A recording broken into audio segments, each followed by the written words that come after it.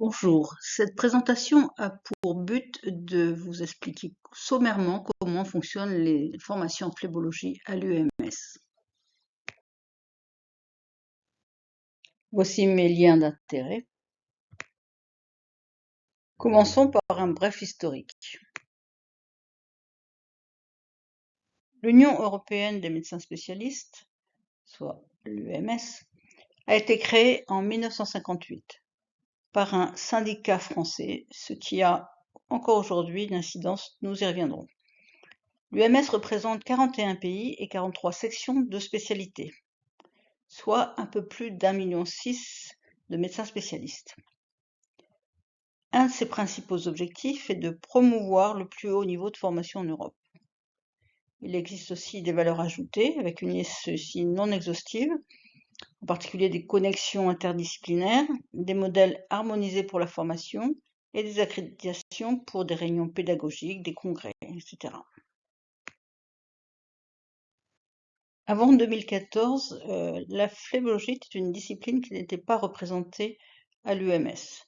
Mais en 2014, le comité multidisciplinaire de phlébologie a été créé à l'initiative de 4 sections déjà existantes: la chirurgie vasculaire, la chirurgie générale, la dermatologie et la radiologie.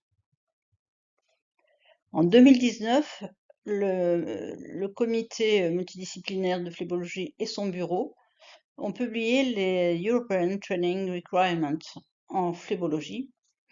Ce texte avait été validé par le Conseil général de l'UMS en 2017.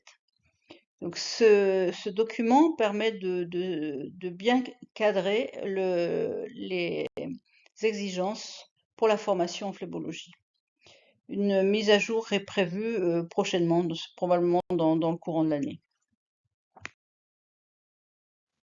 Quelle est la composition de ce MJCP, donc le comité multidisciplinaire de phlébologie, et de son bureau? Tout d'abord, voyons globalement qui décide des représentants dans chaque section de spécialité ou de comité multidisciplinaire à l'UMS.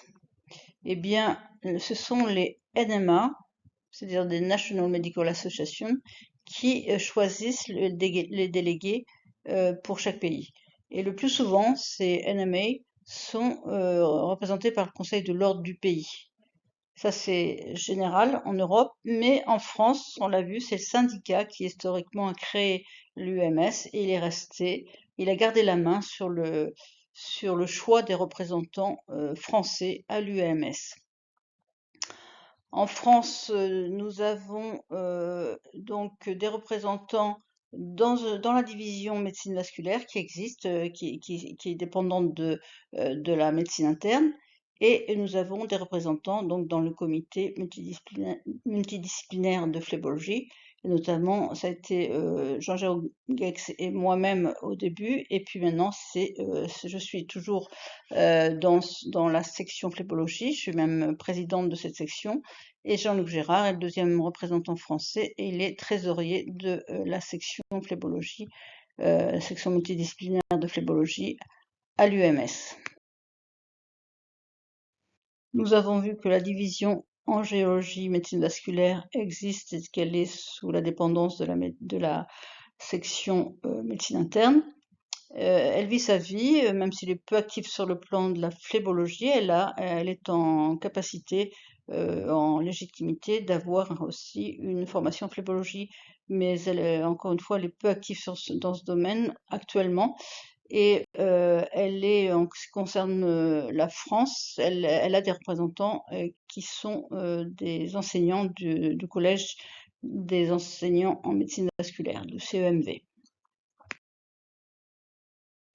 Le comité multidisciplinaire de phlébologie comporte des représentants de plusieurs sections, puisque par définition, il est multidisciplinaire. Il comporte donc des représentants de la section médecine interne et angéologie, et des représentants de plusieurs pays européens, même s'ils ne sont pas tous représentés. On est en Europe, beaucoup de pays, vous voyez, sont présents dans ce comité. Ce comité compte actuellement 31 délégués et son bureau a 14 délégués. Le comité multidisciplinaire de phlébologie et son bureau sont habilités à délivrer tous les types, tous les niveaux de diplôme UMS en phlébologie. Il existe en gros deux catégories de diplômes. Le CDP, qui est le diplôme certifié de compétences en phlébologie, qui concerne l'enseignement des bases de la phlébologie, donc un enseignement initial correspond globalement à la formation universitaire des DES, et donc qui reviendrait plutôt à la section angiologie et médecine vasculaire avec le CEMV. Le comité multidisciplinaire de phlébologie, donc pour la France, se focalise plutôt sur les diplômes certifiés de compétences en procédure phlébologique, donc les CDPP. Là, c'est du perfectionnement, de la formation continue sur des techniques thérapeutiques interventionnelles ciblées qui peuvent intéresser des médecins déjà formés, mais qui souhaitent perfectionner leur technique sur certaines procédures.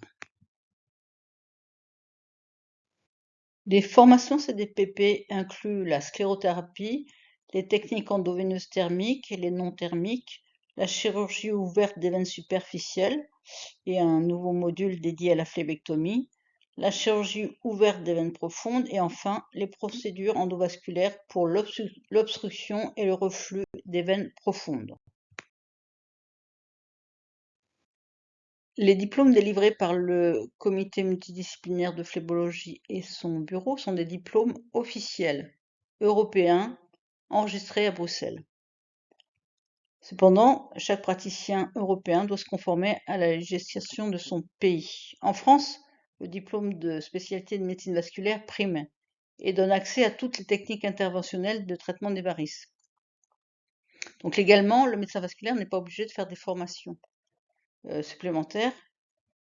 S'il veut s'améliorer, se perfectionner en échosclérothérapie ou en thermique, par exemple, l'UMS va tout à fait remplir cette fonction.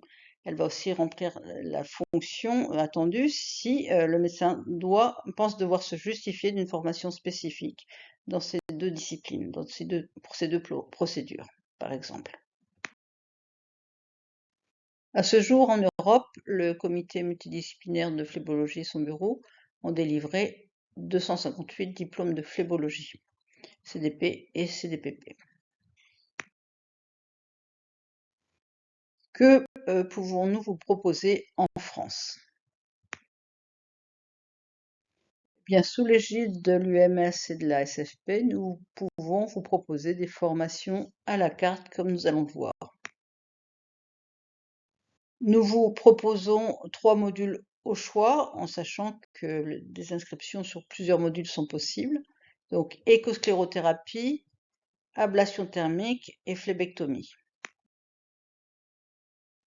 Pour chaque module, il y a possibilité de choisir une de ces deux formules, soit e-learning, et dans ce cas-là, c'est ouvert à tous, avec un code d'accès pour 1 an sur simple inscription à la SFP, à l'adresse qui est indiquée ici, soit e-learning plus stage pratique, avec dans ce cas possibilité de s'inscrire à l'examen final.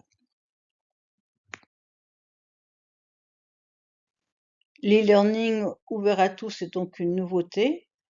Il vous donne accès à de nombreux cours au moment que vous voulez, que vous choisissez et sur le temps que vous voulez, puisque vous avez un code d'accès pendant 1 an. L'autre nouveauté est la création de ce module CDPP phlébectomie avec des cours e-learning et des stages pratiques également disponibles avec examen final possible si vous prenez e-learning plus stage pratique. En France, quels sont les candidats potentiellement intéressés par ces formations?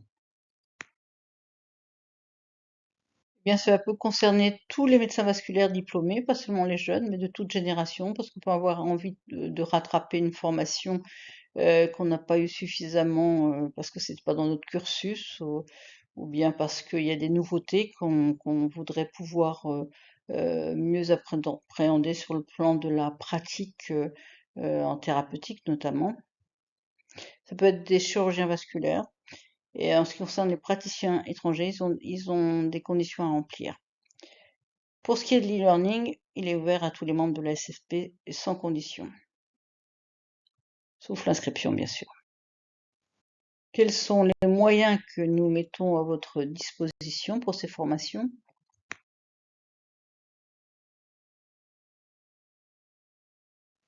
Nous avons à l'heure actuelle 54 maîtres de stage pour nos 3 modules CDPP et en particulier, nous avons beaucoup de maîtres de stage en France, mais aussi à l'étranger, comme vous pouvez le voir sur cette diapo.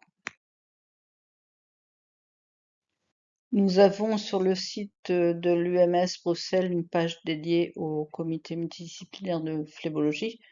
Cette page est en cours de construction et devrait être mise en ligne dans les mois à venir.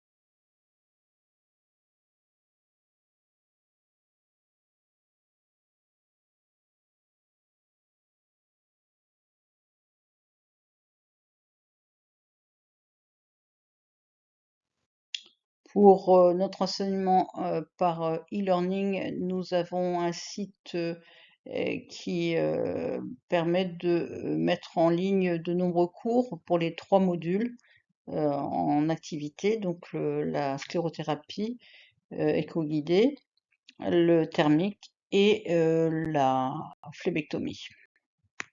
Environ 40 cours pour chaque module sclérothérapie et thermique et une trentaine de cours pour la phlébectomie. Ces cours peuvent être visionnés en anglais ou en français. Quelques cours peuvent même être visionnés en espagnol. Ils sont tous, quasiment tous, pas tous, mais quasiment tous avec des commentaires oraux. N'hésitez pas à en parler autour de vous. À très bientôt et merci de votre attention.